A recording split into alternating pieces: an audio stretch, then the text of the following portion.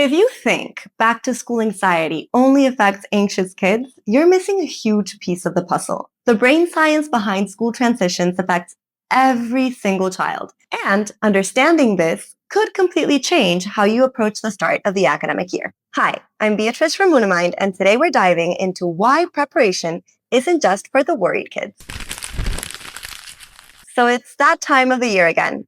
August rolls around and suddenly everyone's talking about back to school prep. But most of the conversation focuses on the kids who are visibly anxious, the ones having meltdowns about new teachers or refusing to go to school. What about everybody else? What about the kid who seems totally fine, but then has mysterious stomach aches in the second week of school? Or the typically confident child who suddenly becomes clingy and emotional once the routine kicks in? The truth is, we've been thinking about school anxiety all wrong. We treat it like it's this rare condition that only affects certain sensitive children, when actually, it's a transition that really affects everyone. The transition from summer freedom to structured school days creates a neurological challenge for every developing brain. Some kids just show it more obviously than others. But whether your child is bouncing off the walls with excitement or hiding under the bed in tears, their brain is going through the exact same process of trying to adapt to a massive environmental change. And if we understand what is actually happening in their heads,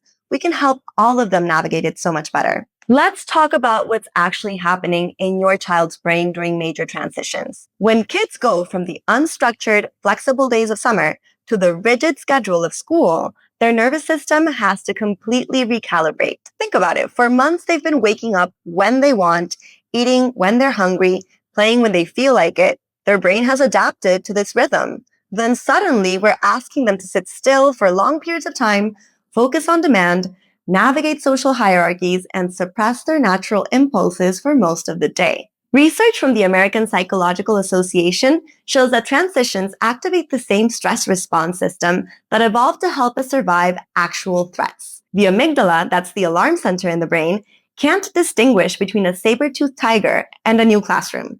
Both register as unknown situation, prepare for danger. Dr. Bruce Perry's work on childhood stress shows that children's brains are incredibly adaptable, but they need time and support to make these neurological shifts.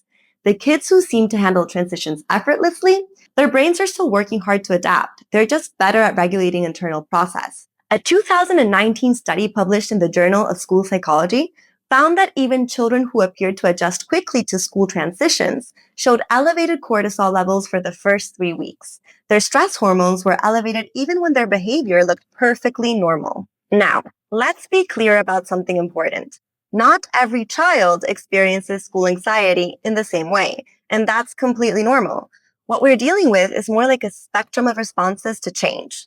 On one end, you have kids whose nervous systems are naturally more sensitive to transitions. These are often the children who've always needed extra time to warm up to new situations, who notice every little change in their environment, who might have what researchers call a highly sensitive processing style. For these kids, school transitions can feel genuinely overwhelming. On the other end, you have children who seem to thrive on change and novelty. Their brains actually get energized by new environments and challenges. But even these kids benefit enormously from preparation because their brains still need to create new neural pathways for the different routines and expectations. And then we have the in-betweens. Kids who might feel excited and nervous at the same time, or children who start confident but hit a wall 2 weeks in because the newness wears off and the reality of the daily grind sets in.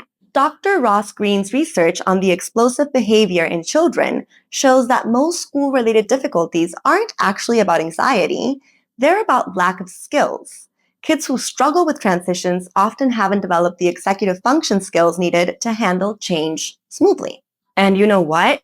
Preparation is what builds these exact skills. When we help children mentally rehearse new routines, visualize their day, and practice transition skills, we're literally helping their brains build stronger neural networks for handling change. So why does school preparation benefit every child, not just the ones who might feel anxious? It all comes down to how our brains process the unknown.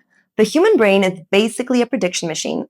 It's constantly trying to anticipate what's coming next so it can respond appropriately. When we can't predict what's going to happen, our stress response automatically kicks in, just in case. And this is the exact reason why preparation is so powerful. When children know what to expect, their brains can relax the vigilance system and focus energy on learning and connecting instead of scanning for threats. Research from Stanford University shows that children who engage in implementation intention planning, which is basically detailed mental rehearsal of upcoming events, show significantly lower stress hormone levels and better emotional regulation during transitions.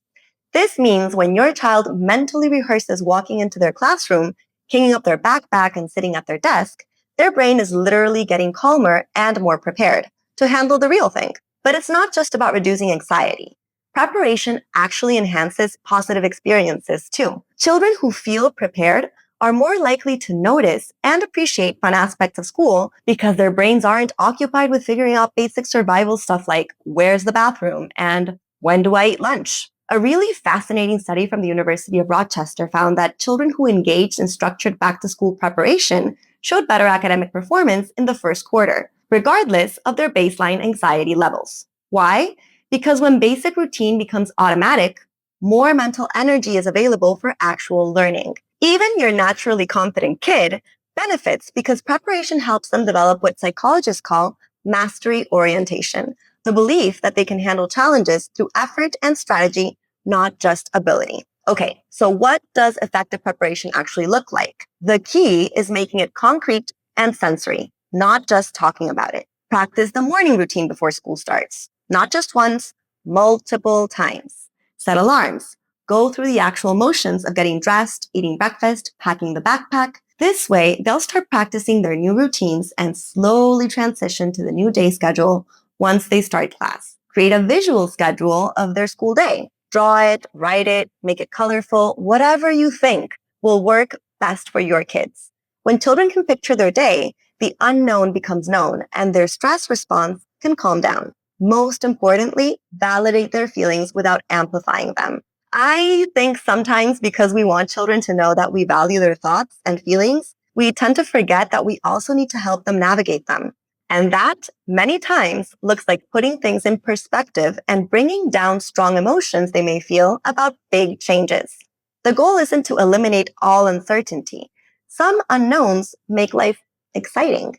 The goal is to give their developing brains enough structure and predictability to feel safe while they navigate the new experience. So look, whether your child bounces into school like it's the best day ever or needs to be peeled off your leg at drop-off, their brain is working incredibly hard to adapt to this major transition, and you can help them with that process.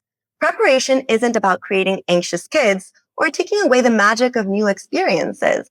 It's about giving every child's developing brain the support it needs to thrive during change. So if this changed how you think about back to school prep, hit that subscribe button. I'm creating content for parents who want to understand the why behind child behavior. And I'd love to hear from you in the comments. What's one way you're planning to prepare your child for the school transition this year? And if you've already been through back to school season, what worked for your family? Thanks for checking in and see you in the next one.